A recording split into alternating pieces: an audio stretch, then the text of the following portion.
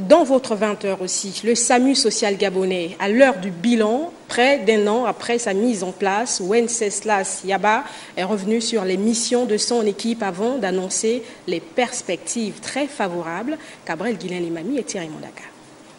Le SAMU social gabonais, dont les activités ont été lancées le 3 juillet 2017, multiplie des efforts dans la prise en charge des plus pauvres et des plus affectés par la précarité avec l'ouverture récente des SAMU Franceville et Port-Gentil. L'objectif de cette conférence de presse, tenue par le coordinateur général de cet établissement, vise donc à présenter aux hommes des médias le bilan à mi-parcours de cette structure sociale. Nous avons ouvert Libreville depuis juillet. Libreville représente 56% de la population gabonaise.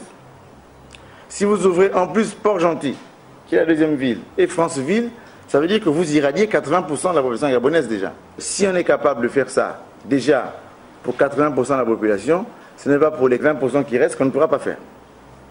Et l'État est vraiment déterminé.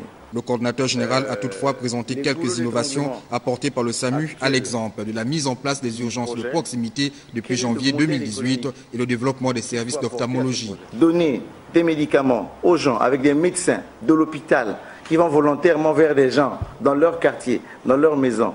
Pas des médicaments génériques en plus, des médicaments initiaux. C'est le seul pays au monde qui le fait. En dépit des difficultés que la structure rencontre, difficultés liées aux finances, le SAMU social gabonais vient en appui aux établissements sanitaires au regard des insuffisances des médecins et infirmiers dans les hôpitaux. Nous avons commencé au premier trimestre avec 6 000 interventions. Nous sommes allés jusqu'en décembre avec à peu près 9 000 interventions. Et en 5 mois aujourd'hui, nous sommes à peu près à 30 000 interventions. Cette conférence de presse était aussi l'occasion pour certains participants de reconnaître le bien fondé de la création de cette structure. Au terme de la rencontre, le coordinateur général a annoncé l'ouverture prochaine des SAMU, Oyem et Mouila.